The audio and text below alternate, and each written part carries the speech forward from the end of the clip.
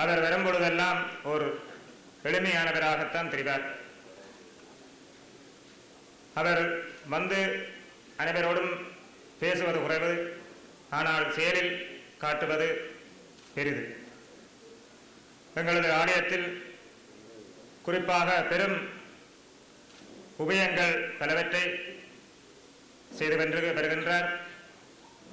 அவரோடு அவர்தம் பாரியாரும் இந்த இறைவனையில் ஈடுபடுவது பெருமையே. அந்த பெரும்பாக்கியத்தை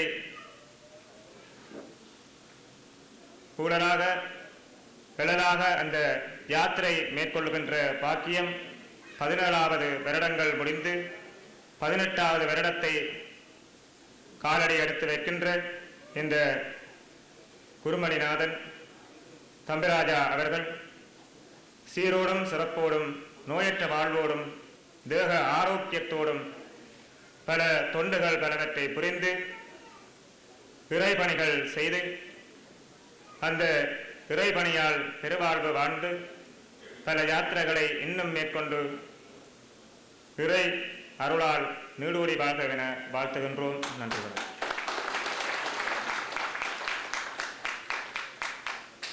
நன்றி.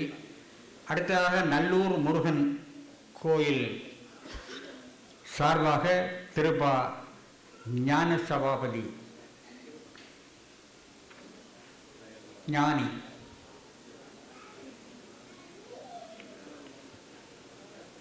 இப்பொழுது வாழ்த்துரை வழங்குவார்.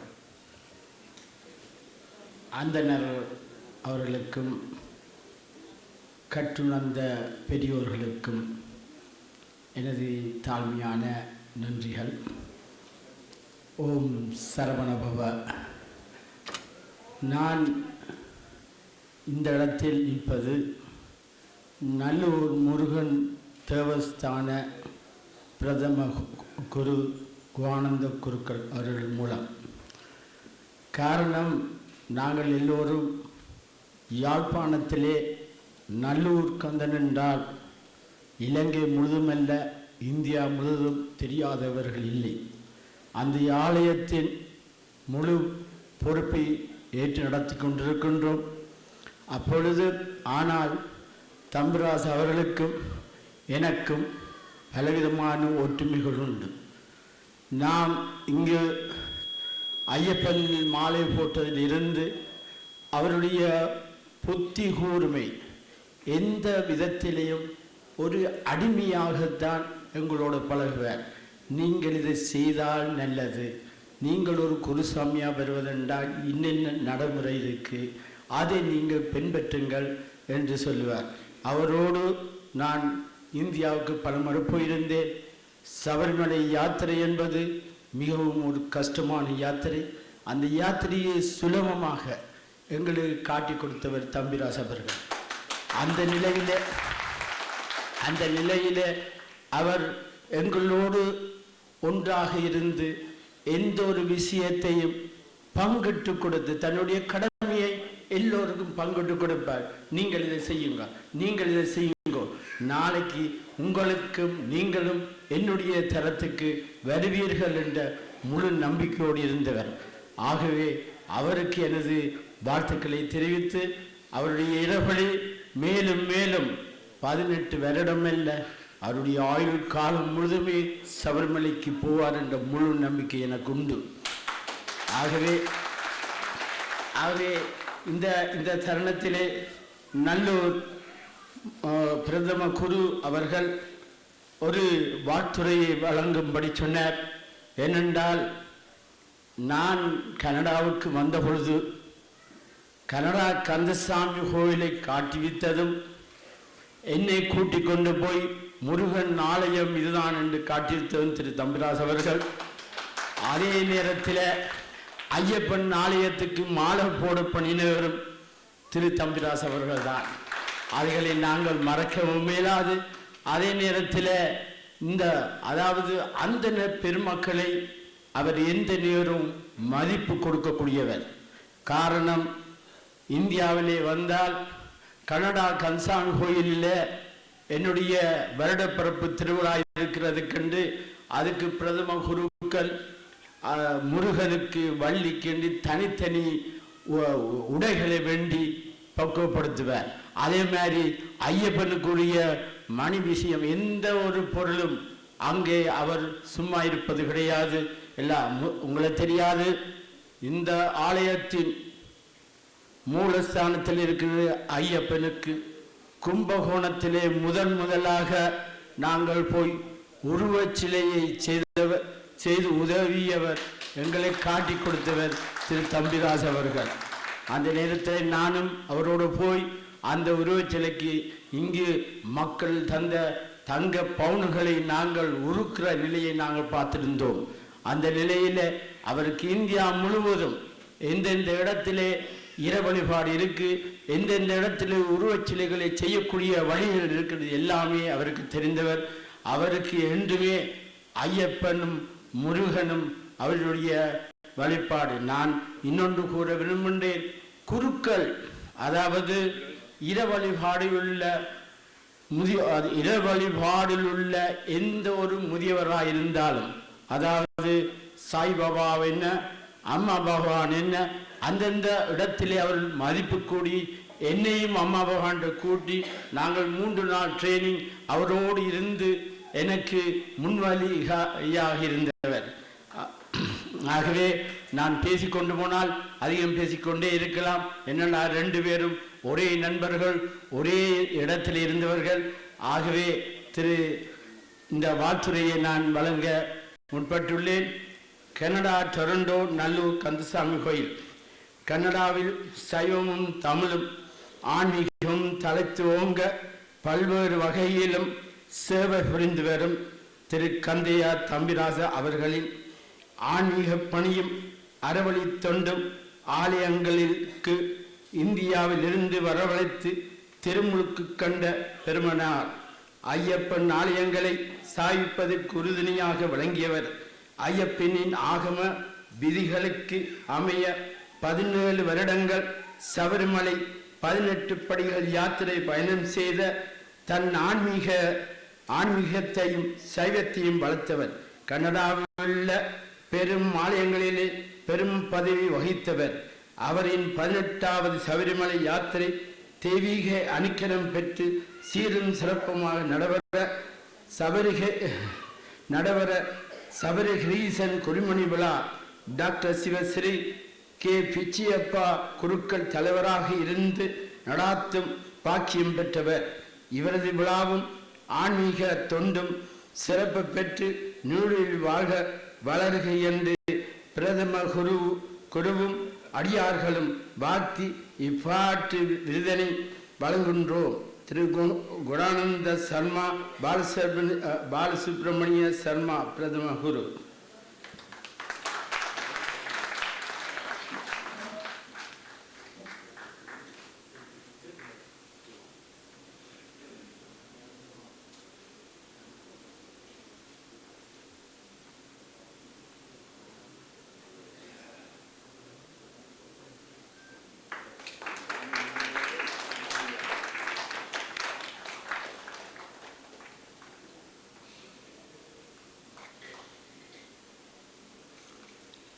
சபையோர்களே, அடுத்ததாக நீங்கள் எல்லோரும் எதிர்பார்த்திருந்த பிரதம விருந்தினர் டாக்டர் பிச்சை குருக்கள் ஐயாவினுடைய ஆசீர்வாத உரை நிகழ இருக்கிறது.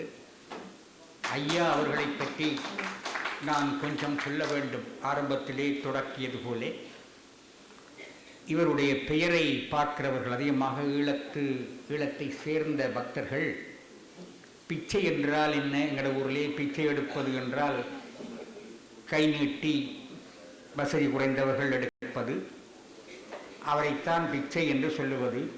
அப்போ இவருக்கு இப்படி பெரிய குருக்கள் என்றெல்லாம் சொல்லுகிறார்களே, இவருக்கு ஏன் பிச்சை என்று சொல்ல வேண்டும் என்று கேட்டார்கள். அவர்களுக்கு நான் கொடுத்த விளக்கத்தை சொல்லுகிறேன், உங்கள் பலருக்கும் அது தேவையானது.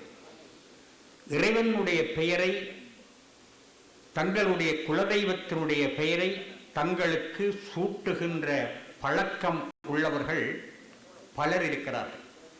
சிவாச்சாரிய வம்சத்திலும் இருக்கிறார்கள், வேறு வேறு வம்சங்களிலும் இருக்கிறார்கள் தங்களுடைய குலதெய்வத்தினுடைய பெயரை. எனவே சிவபெருமானுக்கு ஒரு பெயர் பிச்சமூர்த்தி என்பது, பிச்சாடனமூர்த்தி. அவர் எடுக்கிறது பிச்சை. எந்த பிச்சை? அது ஒரு திருவிழா சிவன் கோவிலே நடக்கும். அவர் ஆன்மாக்கள் எங்களுடைய நோய் நொடிகளை, எங்களுக்கு இருக்கின்ற பலவீனங்களை, எங்களுக்குள் இருக்கின்ற பல்வேறு விதமான பேட் அட்டிடியூட் என்று சொல்லுகின்ற கூடாத குணங்களை பிச்சையாக கேட்டு எடுக்கிறார். பாருங்கள், பரமசிவன் பெரும் கருணை. இங்க தா என்று கெஞ்சி வாங்கிறது. அது அதை நினைக்கவே ஒரு அற்புதமாக இருக்கிறது என்றால், இறைவன் பிச்சையாக நம்முடைய பலவீனங்களை வாங்குபவன். அதனாலே அவருக்கு பிச்சாடனமூர்த்தி என்று பெயர். அந்த பிச்சாடனமூர்த்தியினுடைய பெயரைத்தான், குலதெய்வத்தினுடைய பெயரை அவருக்கு அவருடைய தந்தையார்கள் தாயார்கள் சூட்டியிருக்கிறார்கள். இதே போல பிச்சமூர்த்தி என்று கூட ஒரு கவிஞர் இருந்திருக்கிறார் நவீன கவிதையிலே. நம்முடைய பேராசிரியர் பாலசுந்தரம், கவிஞர் கந்தவனம், சிந்தனப்பூ போன்றவர்களுக்கு தெரியும். பிச்சைமூர்த்தி ஒரு பழைய கவிஞர், தாடி வளர்த்தவர், சிவாச்சாரிய வம்சமோ தெரியவில்லை. அவருக்கு பிச்சைமூர்த்தி என்று பெயர். இவர் பிச்சை எடுப்பவர் இல்லை. He is not a poor man, he is a rich man. நல்ல வசதியுள்ள குருக்கள். நல்ல வசதியை சிவபெருமான் போல் செலவழிக்கிறவர். அவர் உருவாக்கிய கல்விக்கூடம், வேதாகம பாடசாலை, குருக்கள்மாரை உருவாக்குகின்ற பெரும் பணி எல்லாவற்றிற்கும் தனக்கு வருகின்ற வருவாய்களை செலவழிக்கின்ற பண்பாடு. இனி இவருக்கு தலைமை தாங்குவதற்கெல்லாம் என்னை போன்றவர்கள் கூச்சம் அடைந்தவர்கள். இப்படியான பெரியவர்களுக்கு தலைமை வகிப்பது என்பது, அவருடைய நிகழ்வுக்கு தலைமை வகிப்பது என்பது கொஞ்சம் சங்கடமான மனத்துக்கு. இப்படியான ஒரு பெரியவருக்கு என்னென்று நாங்கள் தலைமை உரை ஆற்றுவது என்று நினைப்போம். ஆனால் நினைத்து பார்த்தேன், இவருக்கும் எனக்கும் ஒரு பயங்கரமான புலமை தொடர்பு இருக்கிறது. தவத்திற்கு குன்றக்கூடிய அடிகளார் ஆதீனத்து உயர்நிலை பள்ளியிலே இவர் பயின்றவர். பிள்ளையார்பட்டிக்கும் குன்றக்குடிக்கும் நெருக்கமான தொடர்பு உண்டு. இவருடைய மணிவிழா மலரிலே நான் பார்த்தவுடன், குருசாமி தம்பராஜா அவர்கள் தான் அந்த மணிவிழா மலரை தந்தார். அடிகளாருக்கு பக்கத்திலே பணிவாக நிற்கிறார். குரு போற்றுகின்ற குரு என்று கீழே ஒரு குறிப்பு எழுதியிருந்தார்.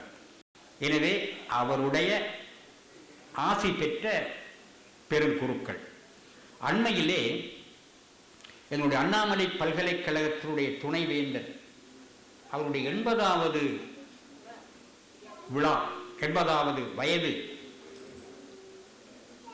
சதாபிஷேக விழாவை நடத்தியவர். நீங்கள் விஜய் டிவி அதிகமாக பார்த்திருப்பீர்கள் என்று நினைக்கிறேன். இவர்கள் அங்கே அவருக்கு ஆசி கூறினார். எனவே செட்டிநாட்டு தொடர்புடையவர், தமிழிலும் திருமுறைகளிலும் புலமையுடையவர். நான் அவருக்கு தலைமை தாங்குவதற்கு குன்றக்குடி அண்ணாமலை பல்கலைக்கழக தொடர்பை விட நான் அவருக்கு வயதில் மூத்தவர். அவருக்கு என்ன வயது இருக்கும் என்று குருசாமியை கேட்டேன். அவர் சிரித்தார். அவருடைய கேளுங்கண்டேன், கேட்க மாட்டேன். அது பண்பு, குருக்களுக்கு அவரை கூப்பிட்டு வச்சுக்கிறேன். எனவே அவரை விட நான் வயதால் அவர் 5-6 வயது மூப்பு என்று நினைக்கிறேன். எனவே 2 தகுதிகள் எனக்கு போதும் என்பதனால் நான் சம்மதித்து அவரை எங்களுடைய விழாக்குழு சார்பில் வருக வருக என்று, a rich man,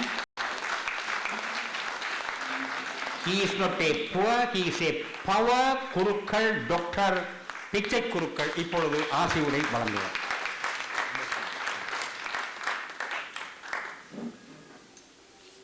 நமஸ்வேதா விதானாய நானாகம விதாயினே கைவல்ய கல்பதருவே கல்யாண குரவே நமஹ.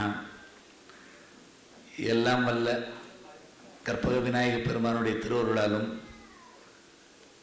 சபரிகிரீசன் திருவருளாலும் அனைத்து தேவதைகளின் திருவருளாலும் இந்த இனிய குருமணி விழாவில் வந்திருக்கும் அனைத்து பெருமக்களுக்கும் எல்லா நலன்களும் உண்டாக பிரார்த்தித்து, விழாவிற்கு தலைமையேற்றிருக்கும் மதிப்பிற்குரிய புலவர்களே மற்றும் விழா நாயகர் மதிப்பிற்குரிய தம்பிராஜா அவருடைய குடும்பத்தினரே, இந்த விழாவில் பங்கேற்றிருக்கும் அனைத்து பெருமக்களும்,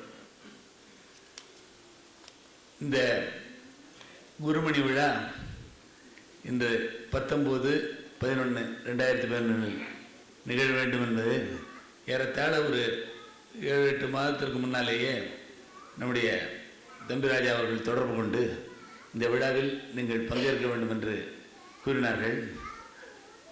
எல்லாம் இறைவன் செயல். ஏனென்றால் பல்வேறு அலுவல்களில் பல்வேறு வேலைகளில் ஈடுபட்டிருக்கும் பலருக்கும் ஒரு நிகழ்ச்சியில் சரியாக, அதுவும் பல நாடு கடந்து வந்து ஒரு நிகழ்ச்சியில் கலந்து கொள்வது என்பது நாம் நினைத்து நடக்கக்கூடிய ஒன்று அல்ல. எல்லாம் இறைவனுடைய திருவருட் செயல்தான்.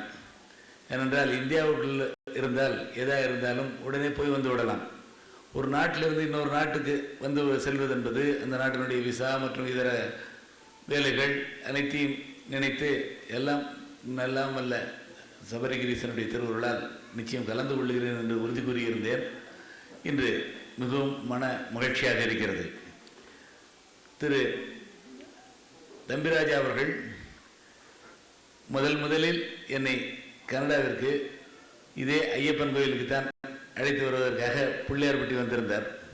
அவரோடு பாலு ஸ்தபதி என்று ஒரு ஸ்தபதி மற்றும் அவரோடு நெருங்கிய ஐயப்ப பக்தர்கள், ஐயப்ப தொண்டர்கள் எல்லோரும் வந்திருந்தார்கள். ஏறத்தாழ அந்த முதல் கும்பாபிஷேக நிகழ்ச்சி அப்பொழுது இங்கே வந்த பொழுது இருந்த அனைவரையுமே இப்பொழுது மீண்டும் சந்திக்கும் வாய்ப்பு பலமுறை கிடைத்திருக்கிறது. இருந்தாலும் அப்போ நான் முதல்ல எல்லாமே பசுமையாக இருக்கு. இங்கே ஒரு அந்த பழைய வீடு, நம்முடைய பாஸ்கர் அவர்கள் அந்த பணியில் இருந்தாங்க. அதே போல் அப்போ இருந்தவங்க எல்லாருமே இன்னைக்கு பார்க்க முடியுது. கால மாற்றங்கள் ஏற்பட்டாலும் எல்லாரையும் அங்கங்கே சந்திக்கிறதுக்கான வாய்ப்பை இறைவன் தருவது நமக்கு ஒரு பெரிய பேரு. அதைத் தொடர்ந்து பல முறை கனடாவிற்கு வரும் வாய்ப்பு கிடைத்தது. எல்லாமே வந்து அந்த கும்பாபிஷேகங்களில் கலந்து கொண்டு பலரையும் சந்தித்து விழாக்களோடு சென்று கொண்டிருந்தோம். இது போன்ற ஒரு பெரிய விழாவில் கலந்து கொள்ளும் வாய்ப்பு இன்று கிடைத்தது. ஒரு மகிழ்ச்சி. ஒரு விழாவிற்கே ஒரு நல்ல பெயர் சூட்டியிருக்கிறார்கள், குருமணி விழா என்று. கோகழி ஆண்ட குருமணி தன் தாழ் வாழ்க என்பார் மாணிக்க வாசகர். நமச்சிவாய வாழ்கன்னு தொடங்கும் போதே நமச்சிவாய வாழ்க நாதன் தாழ் வாழ்கன்னு சொல்லிகிட்டே வரும்போது கோகழி ஆண்ட குருமணி தன் தாழ் வாழ்கன்னு சொல்கிறார். கோகழிங்கிறது திருப்பரந்துரை ஆவுடையார் கோயில்னு பேர். இறைவன் மணிவாசக பெருமானை ஆட்கொண்டது. அப்படி சொல்லும்போது அவரை குருமணின்னு சொல்கிறார். அதாவது தீட்சை கொடுத்து ஆட்கொள்ளக்கூடிய முறைகளை செய்வோம் நிறைய சொல்லிகிட்டே இருக்குது. இன்றைக்கி உள்ள சூழ்நிலையில் அதிக நேரம் பேச முடியாது. ஏன்னா எனக்கு பின்னாலேயே நிறைய பேர் பேச வேண்டியிருக்காங்க, நிறைய நிகழ்ச்சி இருக்குது, முன்னாலேயே நிறைய பேர் பேசியிருக்காங்க. பல்வேறு அலுவலர்களுக்கு இடையில் இவ்வளவு பேர் இங்கே வந்திருக்காங்கன்னா நம்முடைய தம்பிராஜாவுடைய அன்பும் பாசமும் தான் ஒரு முக்கிய காரணம். எத்தனையோ அலுவலர்களுக்கு நடுவில் எல்லாரும் பெரிய வயதானவர்களும் வந்திருக்காங்க, அறிஞர்கள், பத்திரிகையாளர்கள், எல்லா துறையை சேர்ந்தவர்களும் வந்திருக்காங்க. நானும் நிறைய சொன்னதையே திரும்ப சொல்ல வேண்டாம்னு அதிக நேரம் எடுத்துக்க முடியல. ஆசை இருந்து நிறைய பேசணும் அவரை பற்றி சொல்லும்போதோ மற்ற எல்லாமே சொல்லலாம். இருந்தாலும் ஒரு நல்ல நூல் வெளியிடுறாங்க. இந்த நூல் நாம் இந்த பிள்ளையார்பட்டியில் அந்த ப்ரூஃப் திருத்தும் போது அந்த அச்சகத்துக்காரரோட தொடர்பு கொண்டு அவர் ரொம்ப அரும்பாடுபட்டு அந்த நூலை அவர் தயார் பண்ணியிருக்கார். அதாவது எத்தனையோ நூல்கள் வெளிவருகிறது, நூலகங்கள் இருக்கிறது. நம்முடைய சமயத்துக்கு தேவையான நல்ல நூல்களை ஒரே இடத்துல கடல்ல குழிஞ்சு முத்து எடுத்து கொடுக்குற மாதிரி ரொம்ப அழகான நூல். நான் அதை பார்த்தேன். ரொம்ப ஏதாவது வெறும் சபரிகிரீசனை மட்டும் சொல்லாமல், சபரிமலையை மட்டும் சொல்லாமல், சைவ சமயத்துக்கு தேவையாக உள்ள எல்லாவற்றையும் தொகுத்து மகோற்சவ விளக்கம்னு ஒரு அழகான வரி. அதாவது நம்முடைய அச்சுவேலி குமாரசாமி குருக்களுடைய பகுதி, உற்சவங்கள் மற்ற என்னென்ன தேவையோ சமய சம்பந்தமாக சந்தேகங்கள் வந்தாலும் எடுத்து பார்க்கறதுக்கு அபூர்வமான ஒரு நூல் கிடைக்காது. நம்ம நினைச்சோம் எப்போ எல்லாத்தையும் சிந்தனையில் கம்ப்யூட்டர் மாதிரி வச்சுக்கவும் முடியாது. இந்த ஒரு புத்தகத்தில் ஒரு ஆதாரத்தை தேடி பார்க்கணும்னா ஒரு தேடி எடுக்கக்கூடிய நூலில் அது ஒரு அற்புதமான நூல்ங்கிறதுக்காக சொல்ல வந்தேன். ஏன்னா இப்போ எனக்கும் அங்கேருந்து ஒரு சென்னைக்கு வரும்போதோ கோயம்புத்தூர் போகும்போதோ அந்த காரில் அதை எடுத்துகிட்டு போகும்போது தான் படிக்கிறதுக்கான நேரம், மற்ற நேரம் பூரா கோயில் படி இருக்கும். இருந்தாலும் ஒரு முறை ஆரம்பத்திலேருந்து பிரட்டி பார்த்துட்டே வந்தேன். ரொம்ப ரொம்ப அற்புதமான நூல். அதை தம்பிராஜாவை இறைவன் பணித்திருக்கிறார். அவரை தானே தவிர இந்த நூல் எல்லாருக்கும் கிடைக்கணுங்கிறத ரொம்ப சொன்னார். அதாவது எங்கே வாழ்ந்தாலும் சரி, நம்முடைய இலங்கையில் இருந்தாலும் சரி, இந்தியாவில் இருந்தாலும் சரி, கனடாவில் இருந்தாலும் சரி, எங்கே இருந்தாலும் நம்முடைய இருக்கிற இடத்துல நல்ல காரியங்களை செய்கிறதுங்கிறது ஒரு பெரிய வேலை. அது போய் அங்கே போய் அமைதியோடையும் சொந்த தொழிலோடையும் மற்ற சமூக சேவை செய்ய வர்றதுங்கிறது ரொம்ப கஷ்டமான வேலை.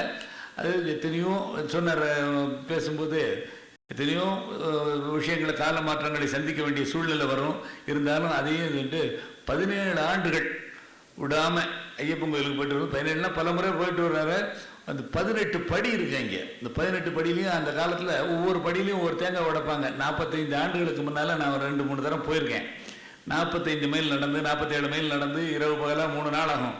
போய் ஒரு முதல் வருஷத்தில் ஒரு கன்னி போகும்போது ஒரு படியில் தான் தேங்காய் உடைக்கணும். 2வது படி 3வது படிக்கும்போது இந்த 18 படியிலே 18வது தேங்காய் உடைச்சா தான் பூர்த்திங்கிறதெல்லாம் சொல்லுவாங்க.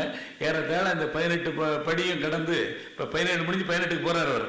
அது இன்னும் நிறைய ஐயப்ப விஷயங்கள் பூரா அந்த மலர்லேயே இருக்குது, நிறைய விஷயங்கள் இருக்குது. ஆனால் முன்னால் விட ஐயப்பன் கோவில் யாத்திரையில் நிறைய மாற்றங்கள் இருக்குது. இப்போ எல்லா படியிலையும் உடைக்க விடுறதில்லை இல்லையா? அங்கே உள்ள சூழ்நிலை அதிகமான கூட்டம். இப்போ ஒரு சிறிய விஷயம், அதாவது பிள்ளையார்பட்டி கோயில் வந்து ரொம்ப காலையில் 6 மணிக்கு திறந்து 12 மணிக்கு நட சாத்திடுவோம். பின்னால் சாயங்காலம் 4 மணிக்கு திறந்து 8 மணிக்கு சாத்திடுவோம். அதிகமான கூட்டங்கள் வரக்கூடிய கூட்டம் இருக்காது அந்த காலங்களில். இப்போ ஐயப்ப யாத்திரை ஆரம்பித்ததுக்கு பின்னால் ஏராளமான சுற்றுலா பஸ்களும் ஏராளமான ஐயப்ப பக்தர்களும் வர ஆரம்பித்த உடனே இந்த கோவிலில் திருக்காப்பிடவே முடியல 12 மணி 1 மணிக்கு. அதுக்கப்புறம் இப்போ இருந்த இணை ஆணையரும் அந்த நகரத்தார்களையும் கலந்து பரவாயில்ல, பழனி திருவாவினங்குடி திருப்பதி போல பகல்லையும் பூரா திறந்து பக்தர்களை தரிசிக்க ஆரம்பித்தா கூட கொஞ்சம் அவங்க போகலாமே அப்படின்னு சொன்னாங்க. அதுக்கு நிறையா கான்ட்ரவர்சி பிரச்சனைகள்லாம் வரத்தான் செய்யும்.